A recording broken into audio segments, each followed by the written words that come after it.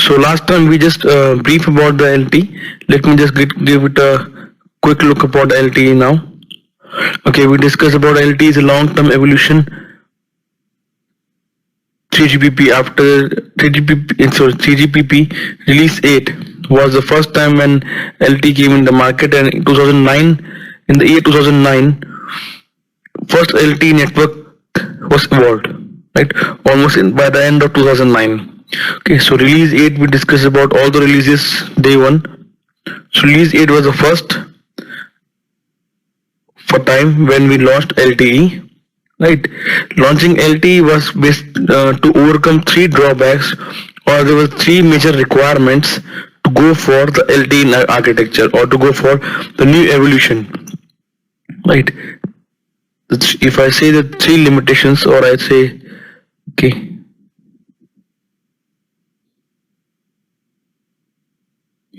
the three limitations were as followed. The first one, as we discussed, was the complexity. The network was quite complex, right? The network was quite complex in case of what you say 3G, right? So that is the reason why we have to move for the next network architecture, LTE.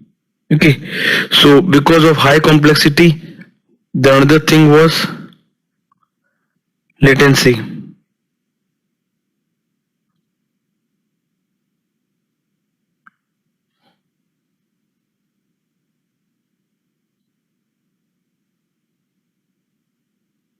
Okay, the second thing was latency. The latency was a thing that in case of your 3G thing, the latency was very high, right? The latency means the delay by which you get the response back. You send some request in uplink and you get the response back in downlink after how much delay, right? So in case of 2G, it was quite high, almost like if say 100 milliseconds. In 3G, it comes down to 50 milliseconds, but the new target now is no, it's not the limitation for LTE, it's the limitation of 3G. Because of what we have to move to LTE. So it's 3G limitations.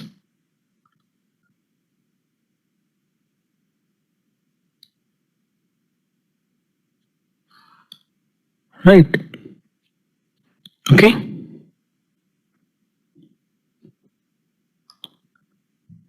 Good. Okay, so the first was complexity. Okay. Next was latency. In 3G, the latency, in 2G it used to be like 100 milliseconds. In 3G, it came down to almost 50 milliseconds, but the target in case of LTE was just 10 milliseconds. So there should not be delay more than 10 milliseconds now. Right? In the data plane and for the control and data both. If you talked about the two things of latency, if you're requesting for data, and the another one is control part, right? Signaling. So in both the cases, there should not be any latency. Latency will always be there, but it should be very less so that the speed can be high. And therefore, the third thing, which was a target, was speed, data speed. Right. So looking at all these considerations, all these requirements, yes, this is something, the maximum latency which was targeted to make the LTE network. Right. Because so these three things bring up a new revolution after release 7, which we call it as release 8 LTE network. Right. But sometimes we call it as 4G, but this is, in my opinion, I'll say this is not the real 4G. The real 4G's requirement is something else. They're looking for something higher than this. After this release 9, they started the study of LTE advanced, right? But this nowadays world is talking about. So release 9 is in the LTE and brass study was started here. And they also launched some SON, self-optimized network features, which we will be also discussing in case of LTE. Right, we have a chapter of LTE features where we'll be discussing about the SON features, set of network features, where network can do some self configuration and self optimization part by its own. Right. So then release 10. We plan to launch LTE Advanced. Right. So LTE Advanced is something which is planned to give you a speed of 1 gigabits per second in downlink and 500 megabits per second uplink. Right.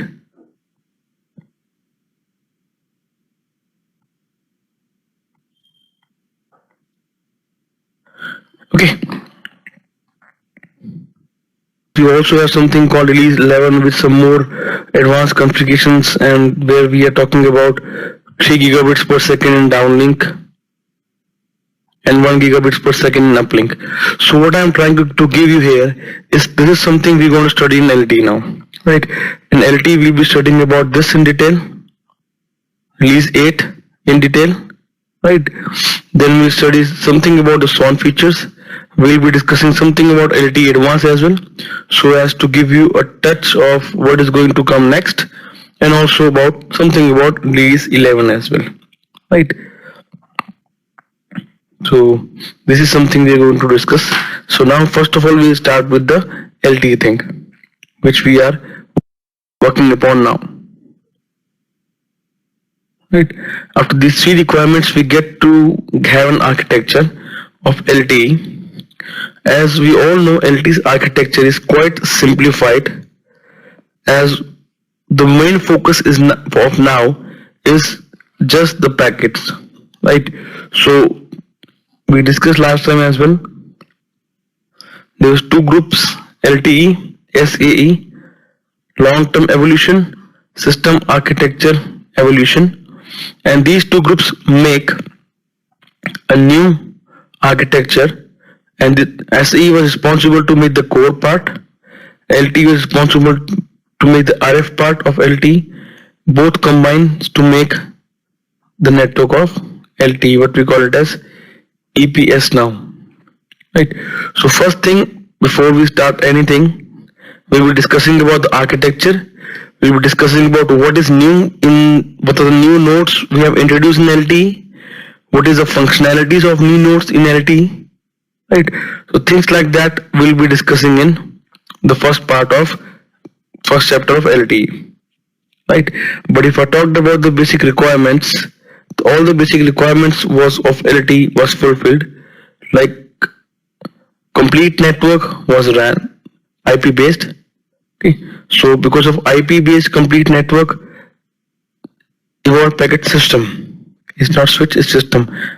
Okay, Kasif, I'll come to this, no worries. Right. I'm just briefing it what we're going to do next. So I'll come to this in detail.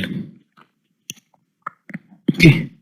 So with the LTE network requirement was like increase the throughput, the speed, right? Reducing the complexities by reducing some interfaces and reducing the number of nodes.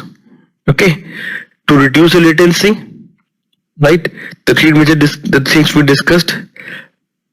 Right, as this we want to improve the spectrum efficiency. Right, as we discussed, we are now using something called LTE, some new multiple accessing scheme known as OFDMA. Right, where in 2G we start with TDMA, FDMA, and 3G we discussed about WCDMA. And in LTE we are going to discuss about OFDMA, right?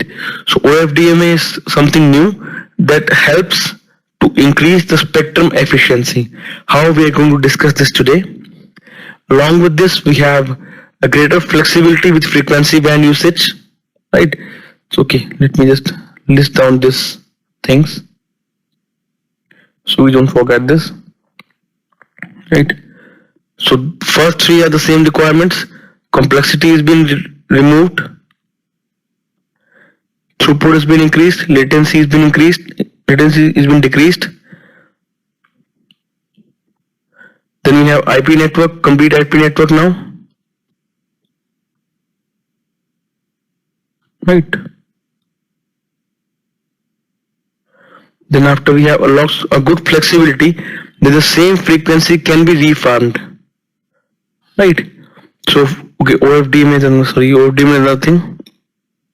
OFDM is something that we are using which increases the spectrum efficiency. We are having the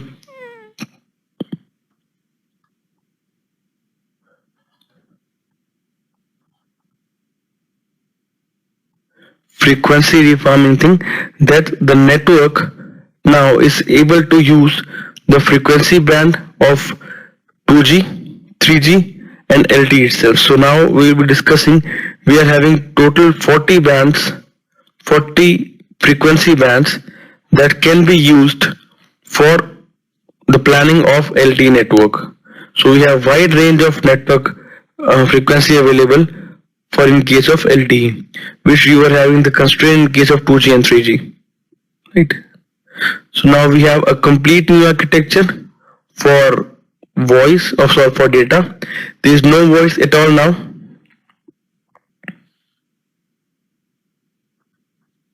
So we have given the packet switched network.